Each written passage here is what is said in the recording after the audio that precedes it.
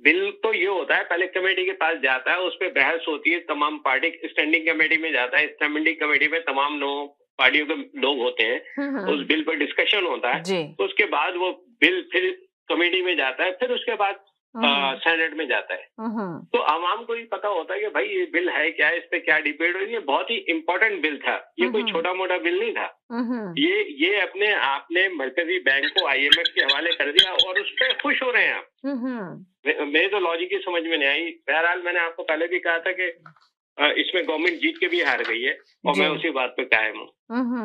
तो बाकी ये जो है आप कह रही है कि अपोजिशन ने गवर्नमेंट को गिराना नहीं है, इन्होंने अपनी सियासी मुहिम शुरू कर दी है। तो क्या आपको लग रहा है कि वो मार्च धरने की बातें हो रही हैं, लॉन्ग मार्च की बातें हो रही हैं, तो कुछ कर पाएंगे या नहीं कर पाएंगे, या सिर्फ ऐसे ही बैठ जाएंगे ये लोग नारे लगाकर? जी, गवर्नमेंट को गिराने की जरूरत नहीं है, ये इनको कमजोर करेंगे। इसी तरह अपनी इलेक्शन मुहिम इन्होंने शुरू कर दी है पीपल्स पार्टी ने, और आइंदा PDM के उस पे बैनर तले जो है वो नून लीग और बाकी जमातें भी इलेक्शन मुहिम का आगाज कर रही है। इन्होंने गवर्नमेंट को गिराना ही नहीं है, क्योंकि ये अभी गवर्नमेंट लेना ही नहीं चाहते, बहुत कम टाइम रह गया है। तो इलेक्शन अगर होंगे तो गवर्नमेंट जाएगी, अगर इलेक्शन नहीं होंगे तो गवर्नमेंट चलेगी, ये मैं कहना चाहता हूँ। तो यानी कि आप ये कह रहे हैं कि 5 साल तो चले, आप मेरे पास और कॉलर है, मैं लेती हूँ। मैं ये कहना चाह रही हूँ कि 5 साल तो चले पूरे करेगी नहीं गिराएंगे, तो 5 साल के बाद जब अभी जो 1 साल के बाद तो इलेक्शन की सबसे गहमा गहमी शुरू हो जाएगी, तो इलेक्शन में आपको लगता है कि वोट अवाम फिर देगी वज़ीर-ए-आज़म इमरान खान को या नहीं देगी? भाई मैंने आपको लिखवा दिया है ना, 25 सीटें 35 सीटें, इससे ज्यादा नहीं, और तहरीके इंसाफ तहरीके इस्तिकलाल बन जाएगी। ये बात कहीं पे आप लिख लिया, मैंने लिख लिया, बार लिख लिया मैंने, और आपसे जरूर पूछूंगी। 1 सेकंड होल्ड करें। जी हेलो जी, 1 सेकंड होल्ड करें सारे कॉलर। जी हेलो जी।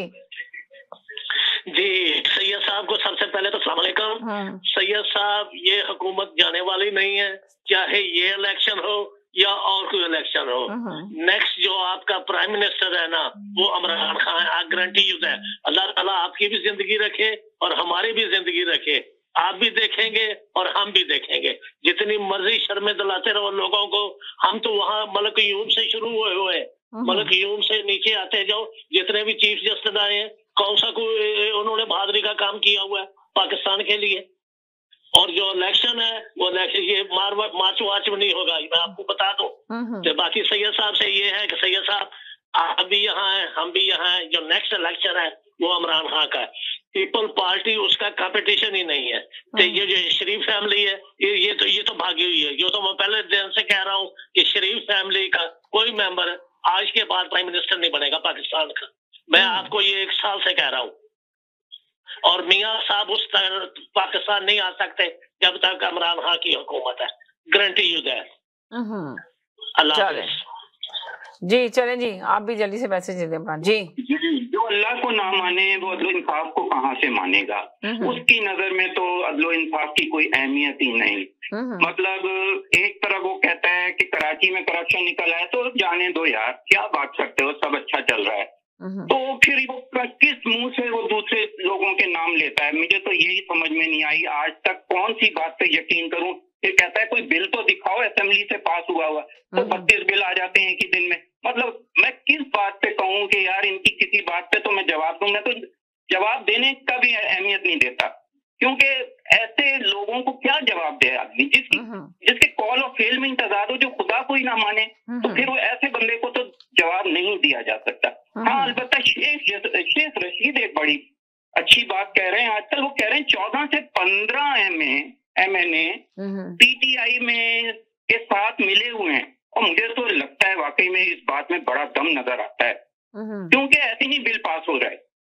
तो क्योंकि इनकी तो तितर बितर हुई पार्टी है, पता नहीं इसका क्या वजूद है। ये शहबाज शरीफ भी इलेक्शन लड़ने के काबिल रहेगा या नहीं रहेगा? एक भाई भागा हुआ है, बेटी जो है वो बेल पे बेल लेती है। मतलब बाकी बचता क्या है? क्या बचेगा?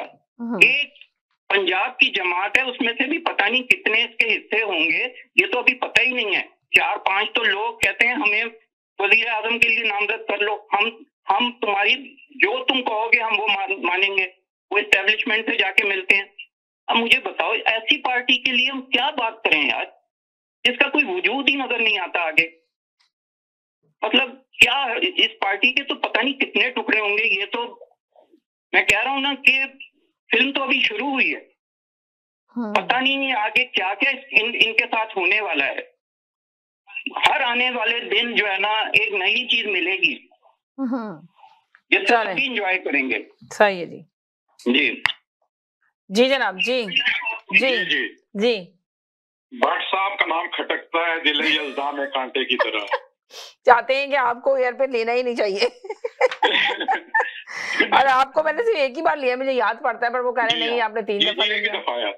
एक ही दफा लिया, मगर लंबा तफसील से बयान किया, इसलिए कि आपने कहा कि मैं पहला कॉलर हूँ तो मुझे पूरा टाइम दे, तो मैंने आपको टाइम दिया, तो मगर उनको याद पड़ता है शायद, और मैंने उनको भी टाइम दिया। देखिए आप देखिए, मैंने उनको भी बहुत सारा टाइम दिया है, ऐसे नहीं कि उनको नहीं दिया। इसलिए कॉलर तो फिर कॉलर है, सभी को टाइम मिलता है। जी बात यह है कि इधर उधर की तू ना बात कर, ये बता कि ये प्राइम मिनिस्टर ने काफिला जो है वो क्यों लूटा। मतलब मौजू के ऊपर बात जब ना हो तो इधर उधर की बातें लाई जाती हैं।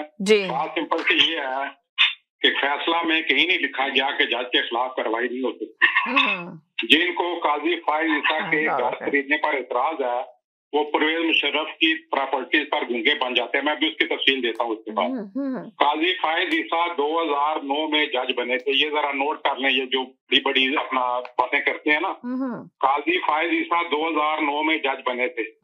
FBI ने जो स्टेट बैंक को डाटा दिया उसके मुताबिक जो उन्होंने घर बाहर खरीदा था उसकी 85% रकम उनके जज बनने से पहले सरीना ईसा पाकिस्तान से बाहर रकम मुंतकिल कर चुकी थी। तो इसलिए आप बतौर जज उसको कैसे उससे इल्जाम कर रहे हैं। दूसरी बात, सुप्रीम कोर्ट ने ये कहा है कि अगर जज के किसी डिपेंडेंट ने कोई टैक्स कानून की खिलाफवर्जी की है तो उस डिपेंडेंट को नोटिस दिया जाना चाहिए। रादर कि आप जो है अपना जज को जो है बदनीति का उसके ऊपर केस बनाए। अगर सरीना ईसा ने कोई खिलाफवर्जी की थी इनकम टैक्स के कानून की तो उसका नोटिस सरीना ईसा को दिया जाना चाहिए।